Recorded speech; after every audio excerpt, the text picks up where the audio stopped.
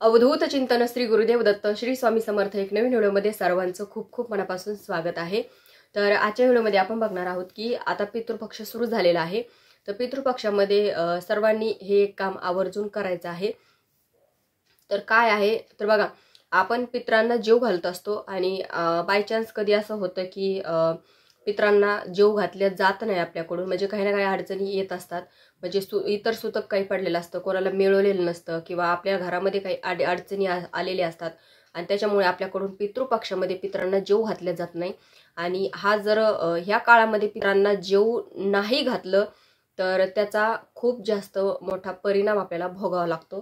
पित्र हे आपल्या दारासमोर येऊन ते वापस जातात खाली हात, त्यांना काहीच मिळत नाही। त्याच्यामुळे तो खूप मोठा अपराध असतो आणि खूप मोठा दोष आपल्याला त्याचा लागत असतो।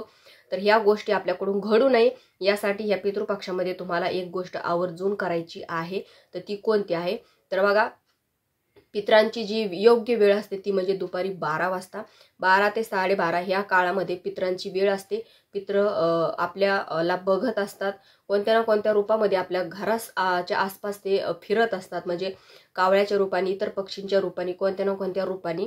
त्याच्यामुळे ह्या पितृपक्षामध्ये तुम्हाला रोज न चुकता काम करायचं आहे, कारण जास्त दिवस नाही, 15 दिवसच फक्त, आता ऑलरेडी 2 दिवस तर झालेले आहेतच।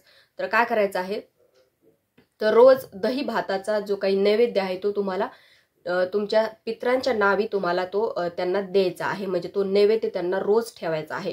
तुमच्या पितरांच्या तिथीला तुम्ही त्यांना जेव घालणारच आहात, पण इतर दिवशी सुद्धा त्यांना तो नैवेद्य जेव घालायचा आहे।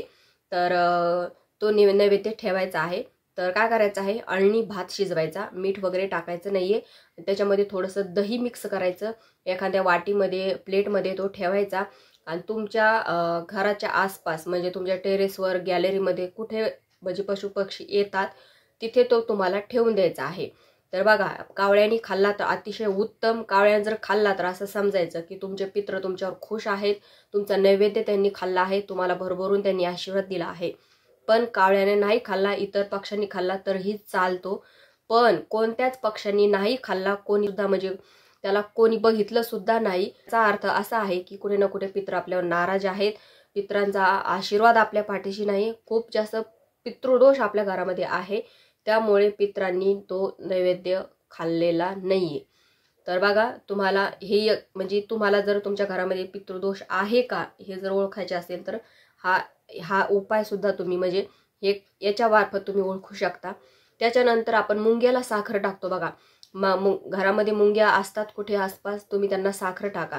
बघा, आपण मुंग्यांना साखर देतो, जिथे गोड असेल तिथे मुंग्या जातात, तिथे मुंग्या लागतातच। पण घरामध्ये खूप जास्त दोष असेल, घरामध्ये पितृदोष असेल, इतर वाईट नेगेटिव्हिटी घरामध्ये जर असेल तर मुंग्या साखर खात नाही। तुम्ही म्हणजे तुम्हाला जर ओळखायचं असेल तर तुम्ही अशा प्रकारे सुद्धा ओळखून घेऊ शकता की आपल्या घरामध्ये नेमकं काय आहे काय नाहीये। कारण पितृपक्षामध्ये आपल्या घराच्या आसपास, आपल्या आसपास पित्र तर असतातच, पित्र आपल्या आसपासच फिरत असतात, पण इतर नेगेटिव्हिटी सुद्धा आपल्या आसपास खूप जास्त प्रमाणात असते। त्याच्यामुळेच असं म्हटलं जातं की पितृपक्षामध्ये आपण जास्तीत जास्त आपल्या पितरांची सेवा करायची। आणि आपण जर आपल्या घरामध्ये बघा, आता आपण म्हणतो की याची नजर लागली, त्याची नजर लागली, पण आपल्या घरात आपण सेवा करतो, आपण पारायण करतो, तर कोणाची नजर, आता आपण म्हणतो ना की आपले शुभचिंतक असतातच, कुठे ना कुठे आपण सुद्धा आपल्या घरामध्ये जे काही निगेटिव्हिटी, आपल्या घरामध्ये जे काही होतंय त्याला कारणीभूत आपण सुद्धा कुठे ना कुठे असतो। त्याच्यामुळे घरामध्ये जितकं होईल तितकं पॉझिटिव्ह विचार, पॉझिटिव्ह गोष्टी आपण करायच्या आहेत।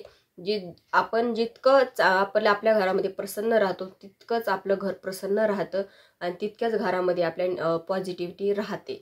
त्याच्यामुळे पितृपक्षामध्ये तुम्हाला पितरांना तुम्ही जेव घालत नसताल, आता बऱ्याचशा ठिकाणी असं होतं की दुसरे म्हणजे तुम्हाला सासू-सासरे आहेत किंवा इतर तुमचे भाऊ-पित्र जेव घालताय, मग तुम्ही हा उपाय तुम्ही रोजच्या रोज करू शकता, जेणेकरून तुमच्याकडून पितरांना जेव घातल्या जाईल, पितरांना नैवेद्य दिल्या जाईल, पितरांचा तुम्हाला आशीर्वाद मिळेल। पितृपक्ष हा खूप महत्त्वाचा आहे, त्याच्यामुळे पितरांचं जितकं होईल तितकं आपल्याला करायचा प्रयत्न करायचा आहे।